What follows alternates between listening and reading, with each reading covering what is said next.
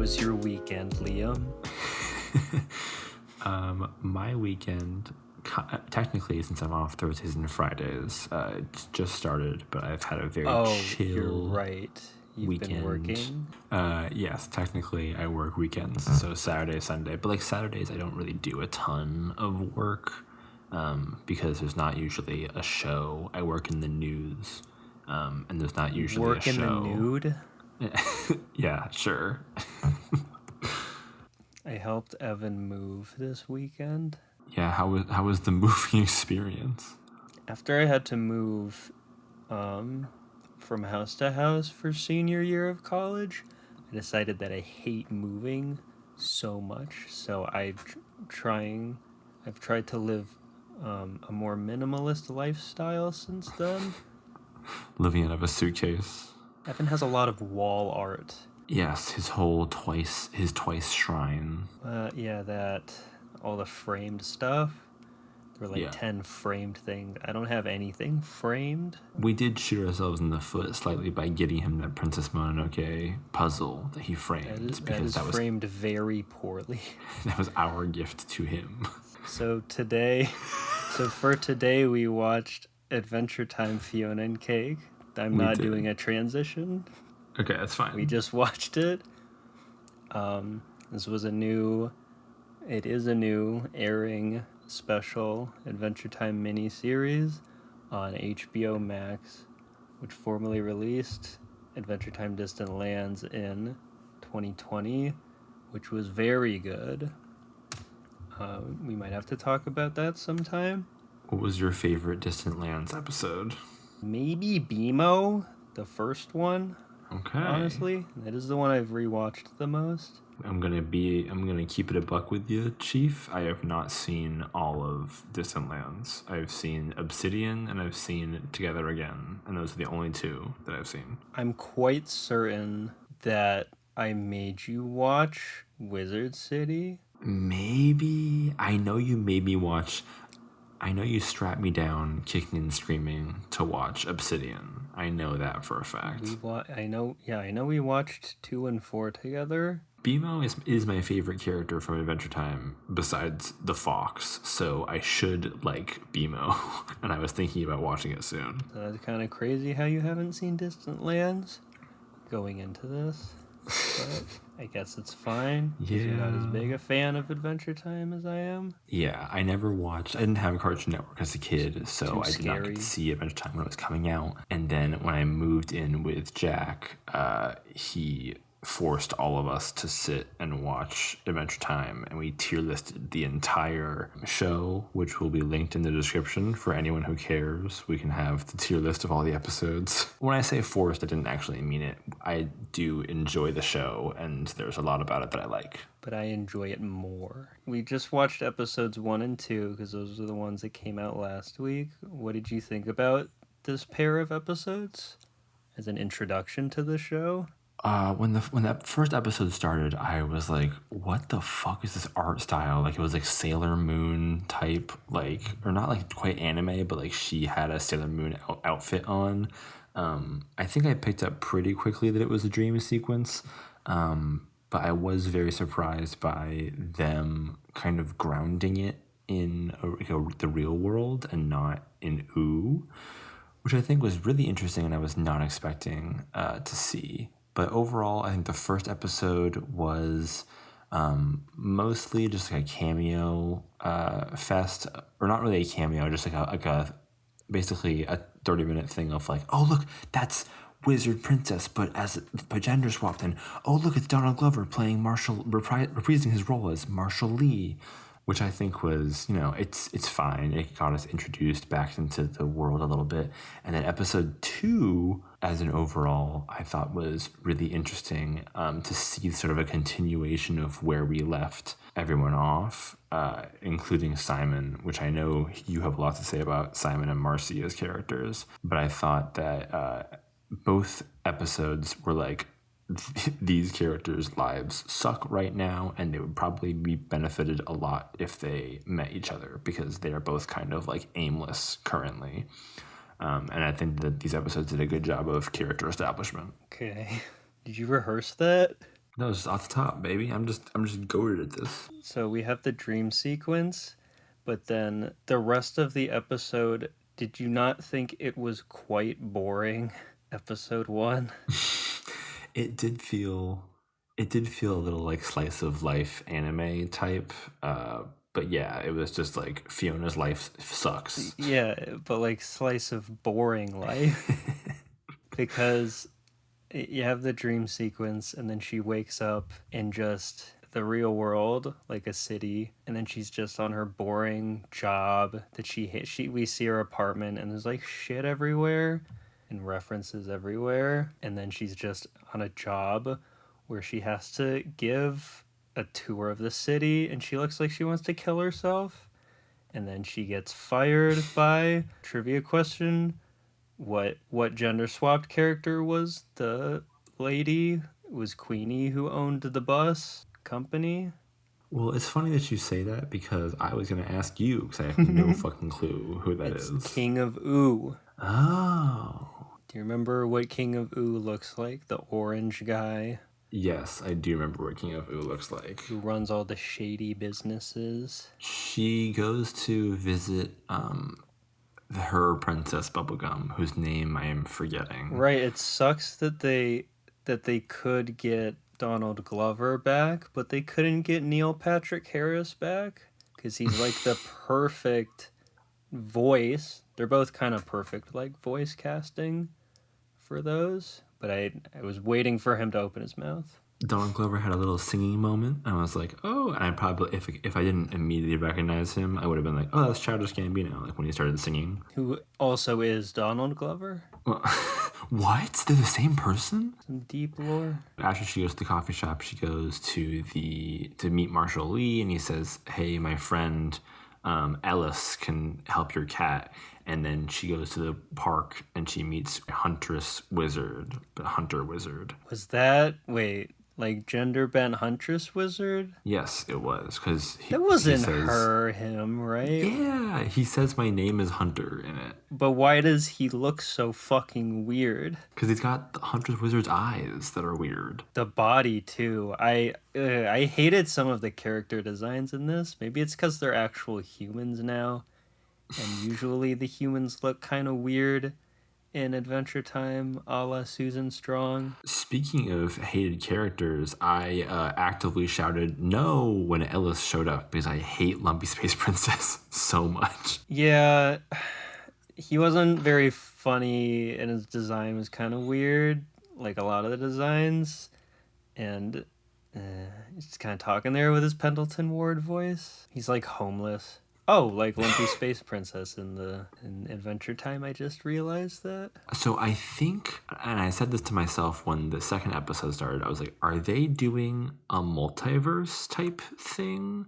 Because it seems to me that, like, since Fionna and Cake were books written by Ice King, since Cake jumped into, like, the land of Ooh, I was like, are they doing a sort of, like, parallel universe thing where, like, they're going to pull, like, actual characters into, like, the Adventure Time canon universe? Well, that's the big question right now, is we still don't know the actual mechanics of the worlds, or why there's a bunch of human Adventure Time characters in the real world, or I guess vice versa. Like, there's already multiple human characters in Ooh, like the roller skater, the roller derby girls that show up again. I don't know, rhyming event. I don't know what they're supposed to be, but there's overlap in both of the worlds, and we don't really know if it's how, like, if it's a Prismo thing, which I'm guessing it is, or if it's just fiction come to life, or the thing at the end where Simon is wishing them into existence with a scary ass Choose Goose. Like, that was so freaky to look at. Kind of awesome though. The reveal scene where he makes a noise, and then Simon turns around and there's just like a finger wagging that was really through the creepy, bars of the cage, and he's like, like, that was creepy. I think episode 1 kind of ends with Cake jumping into the ice cream thing. She's like hunting for ice. I think it's some connection to Simon, maybe. But then episode 2 starts with this very intimate view of Simon's like morning routine. That is then revealed that he's like working in a museum as like a 20th century man. What did you think about that? Because I kind of loved it. I mean, it kind of parallels a thing in the first episode where I don't know how much the series as a whole is supposed to be like a satire of sitcoms or slice of life, because that's kind of that's a more deliberate subversion, right? As you think it's gonna be Simon going about his life and then the camera pulls back, literally. And then there's another thing like that at the beginning of the first episode that I noticed while I was rewatching it. There's this awesome title sequence in the first episode, but it has a really upbeat, like kind of pop rocky, quirky song like you would hear in a sitcom or something. But then the lyrics, this is one lyric that's like, whenever I wake up, I want to kill myself or something. And then it shows Fiona's boyfriend dumping her and then her life just going to shit. So I'm I was watching that for the second time and I'm thinking like, is this sound of the song doesn't really go with the vibe of the show where everyone's just kind of depressed and feels like they're stuck in their own lives, like BoJack Horseman or whatever, like depressed young adult thing. So Right. I if it's actually going for that where it's a satire of sitcoms and stuff, I would really like that, and maybe it would make it a little more interesting because I thought it was really boring so far. With the end of episode 2, we get sort of a little bit more of a call to action. Chuskus shows up. There's a Prismo like hint. I felt like it was the end of the first Avengers, where like Thanos shows up and everyone's like, "Whoa!" Like that's what I was like, Prismo. Most of episode 2 is just Simon being depressed. And Finn trying to like help Simon out Yeah, of his and then depression. Finn is there and he's all sexy and he Finn's kind of there for no reason. I mean, one of the biggest problems I have with both of the episodes so far is a lot of stuff seems like it happens for no reason. Like what was the point of the whole vision quest that Finn took them on in the woods for like half the episode? I think it was like basically telling the audience, like, hey, Finn's still alive. He's still kind of this happy go lucky, optimistic dude that really doesn't know how to like fix people, even though he wants to. So I think it was more of an update on Finn than it was a continuation of Simon's story. But it totally sidetracks Simon's story, right? Because he's the main character of this episode and of this series, I guess. But Right. then that episode's just weirdly Finn centric, even though like we don't really care about Finn. Like he had his story. Yeah, he had his Distant Lands episode, so It just felt very weird. I felt like I watched 10 minutes of them fucking around in the forest and then they came out and nothing actually happened. Like it didn't further the plot or anything. It was just kind of a detour. And I got that sense of like you watched a lot of stuff but didn't get anywhere kind of throughout the episode, kind of in episode 1, 2, where Fiona's just kind of walking around to talk to different characters that we know, but doesn't really get any super important information, just kind of going around. I think maybe my like I guess explanation or my interpretation of why they did that is because Fiona's life sucks and she's living in the normal world. Simon's life sucks and he's living in Ooh, which is like this magical like dope world where like anything is possible. So it's showing that even though they're in wildly different situations, like Simon is living in this like adventure filled world with all these crazy creatures and these like cool locations. Fiona's living in this like kind of droll, drab, sort of familiar world, with like familiar faces, literally, and both of them are just like depressed as shit, and like everything sucks for them, which I think is sort of pushing them more together. Or pushing them together more than Well, ever. you're definitely right that they're, what's the word? They're parallels where they're both out of place. They feel out of place in their own worlds because Fiona's having the cool dreams of ooh, and then Simon feels out of place. Well, I guess Simon is literally out of place because he time traveled or whatever thing. So he's out of place in ooh.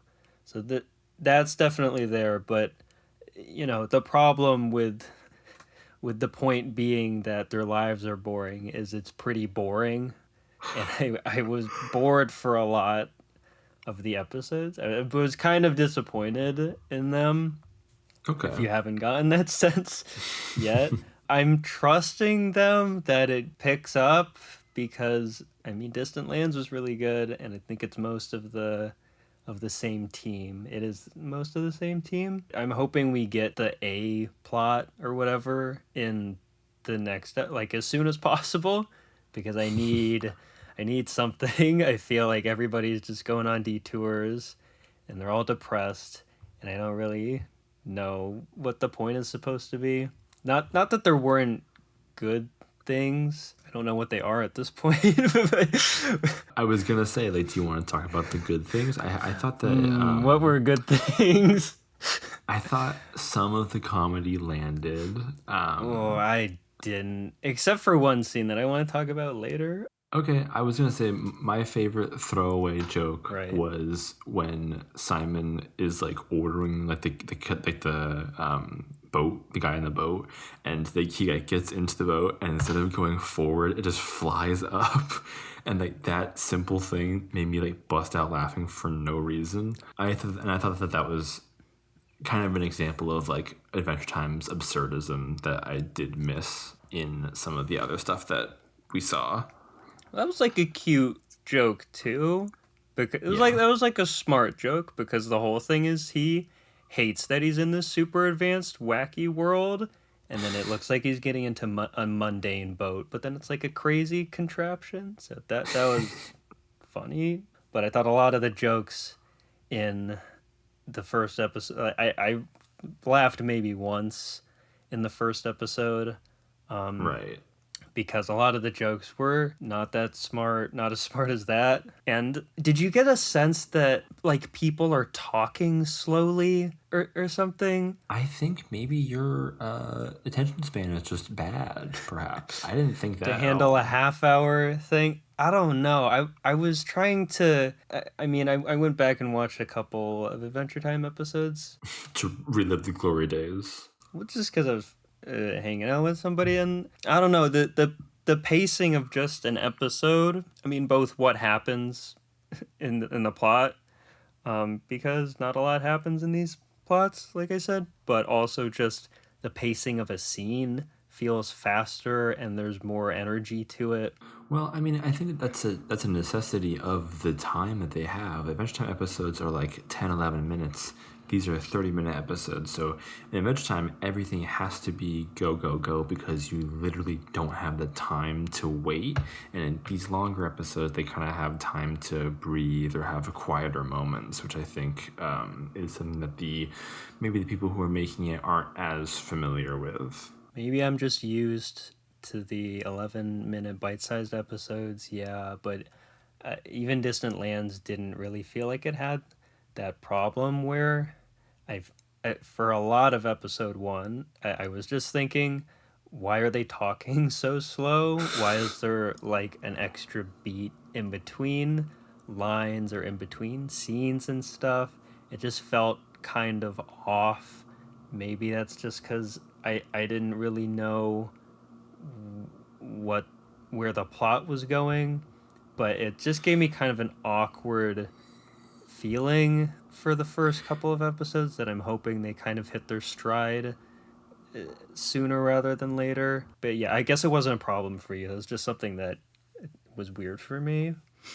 I felt when I was watching the first episode that the creators, the writers, kind of expected all of like the hardcore Adventure Time fans to be like wojacking at the screen because it was gonna be like, oh my god, that's Daniel, magician Daniel, or what's his name, Wizard Dan. It was fuck.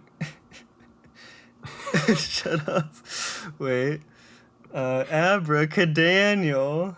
Yeah, they're like, oh my god, it's Abracadaniel, or, oh my god, it's Peppermint Butler. I feel like the first episode felt very much like sort of Easter egg hunt-y, and the second episode I feel like was kind of more of a return to form, although I do agree that the stuff with Finn drags the episode down a lot. We can write the first episode. I can write the first episode off as a prologue. It's just introducing us, and yeah, this character is this character and stuff like that. It still doesn't excuse how meandering the plot is in the second one, and it is definitely, the show as a whole is 100% geared towards existing fans, right?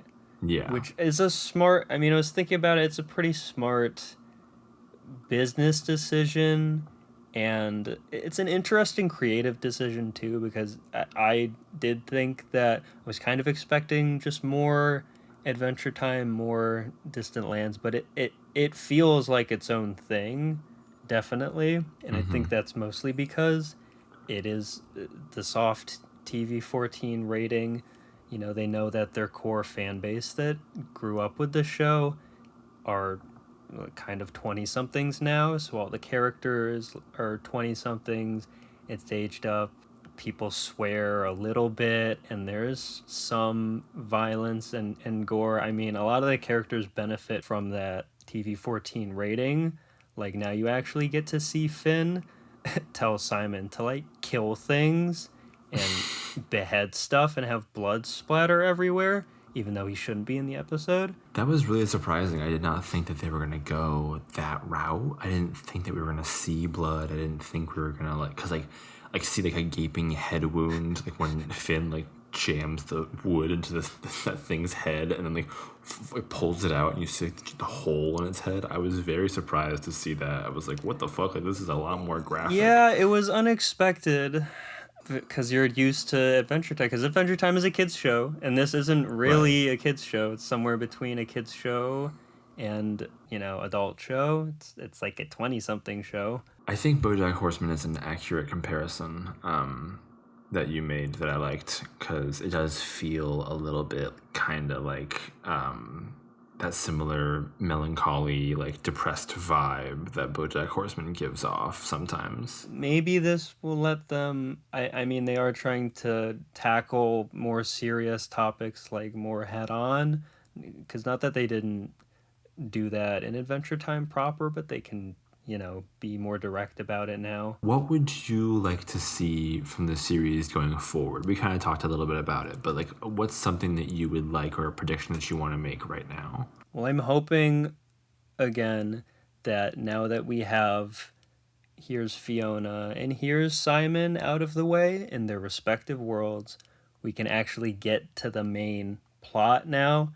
I'm not sure what to expect, because it doesn't feel really like Adventure Time. It feels like its own thing, which is good that they're going in their own direction. But I'm hoping that we get those worlds to collide in the next episode so that stuff can start happening and our characters that we actually care about. Like, I don't really care about Finn, and I don't really care about Marshall Lee or Gumball, whatever his name was. I want to see Fionna and Simon actually get to do their thing and interact. Well, I think that episodes 1 and 2 had all those cameos and all those like conversations with characters. Like, Simon calls Marceline and Bubblegum, Finn shows up, one of Jake's kids is at the bar with them. Like, I think all of those we're kind of there to be like, look, Adventure Time fans, here are those characters that no one loves so much. Okay, got them out of the way, moving on. Yeah, great. Perfect. Episodes 1 and 2. Yeah, out of the way, they can be gone now, and let's focus on our actual characters. Like, great. You had me already because I'm an Adventure Time fan. Come on. We're already. It's just 10 episodes, right? We're already 20% of the way through. I have no idea what is supposed to be happening. I think that my prediction for what's going to happen is that obviously with the last shot in episode 2, I think we're going to get some Prismo shenanigans going on and maybe some sort of like dimension hopping stuff. I would like to see, like you said, more of Fiona interacting with Simon. I want to know, I think it's interesting that Cake so far is just a normal cat and isn't like the talking stretching cat. Oh, yeah, she was just a normal cat when she tumbled through the portal at the end. Yeah, she's still just a normal cat. right. She didn't change at all. So I want to see if that stays the same.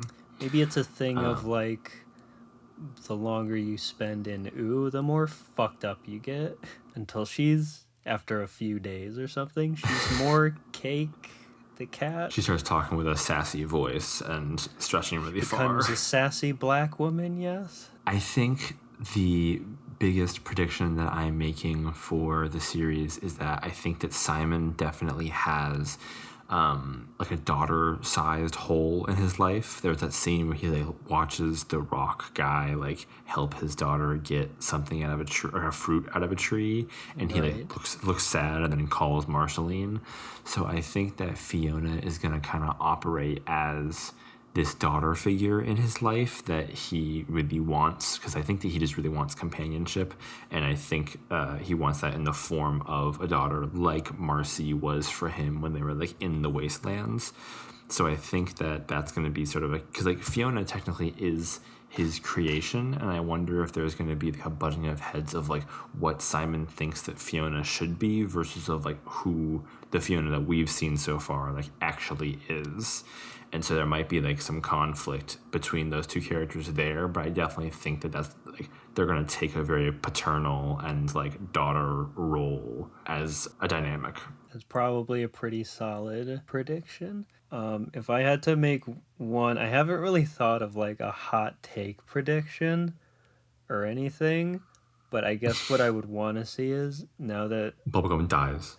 no, now that we have Prismo in it, I want to see. I don't think they've ever done straight up dimension hopping before. Have they? I don't think so. I think the flip to Weird Fin World was like the only dimension hopping we ever really did. Yeah, we go to that one. I guess that's a timeline, and then I think we go to another, not dimension, but there's other Prismo stuff where they just go to different parts of the universe. But I don't think they've actually switched dimensions outside of Fiona and Cake, which that's just supposed to be like fiction in Adventure Time. But I think it would be cool if now that I'm assuming there's two like actual alternate dimensions, that maybe we have a Doctor Who-esque, like they go to Prismo Room and then Simon and Fiona go to Prismo Room and then they pick a dimension that looks cool and then they go there and they have to solve the problem over here. I don't know. That would be fun. That would be not boring. I wonder if they're gonna do like almost like a Spider-Verse, like multiverse thing. Maybe it's just Spider-Verse on the brain, yeah? Yeah, like jump from dimension to dimension to sort of like find their place in life. I wonder if that's like what they're gonna do. I mean, Simon's obviously like looking for Betty. Betty, after she went crazy in Adventure Time, was like one of the most interesting characters. So I hope that Simon brings her back somehow, but she's still crazy. Because that was kind of how it was at the end of Adventure Time. Simon's there, or I guess it was Ice King is there, and then there's this crazy Betty here who wants to get him back, and now he's back, but she's still crazy. Might be funny, because they still can't really connect, but maybe they'll figure it out. I don't know, but we'll probably, it's a safe bet that we'll see Betty come back Yeah. somehow. She's remember what happened to her at the end of Nope, I do Adventure not. Did Time? she like go into Gob, or like did she like go to like do a mission of some sort and leave Simon behind? She became Golb, Gold. so That's what it she's was. literally an interdimensional deity right now. Last thing, can we talk about how the scene where Simon calls Marceline on the phone and she's trying to get tattoos with bubblegum, but they can't, is the funniest scene in any Adventure Time media that's ever been put to screen. I don't know if it's any Adventure Time media ever. That might be your PB bias showing. I thought that was the greatest.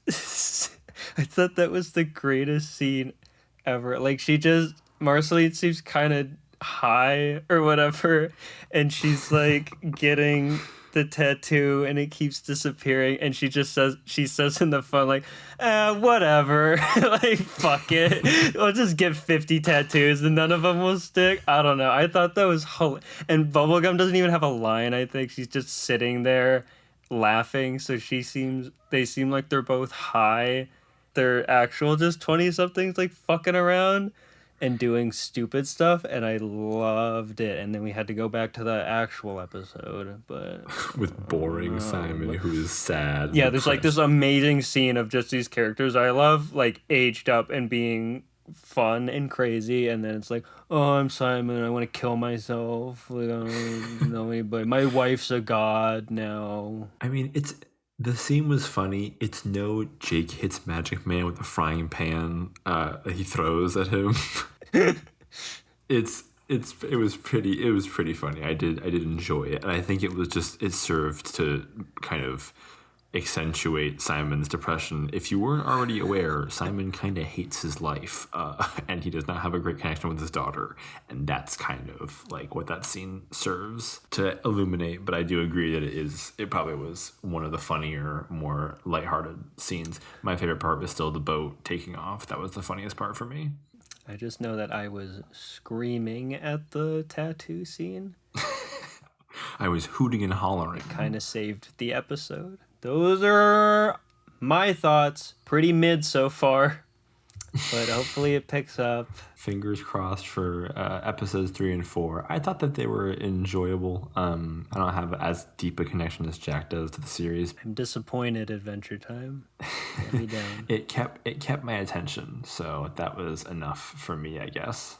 We also need to see aged up Huntress Wizard, because we got our like sexy buff daddy Finn, but we didn't get our mommy like cool Huntress Wizard, even though she's name dropped.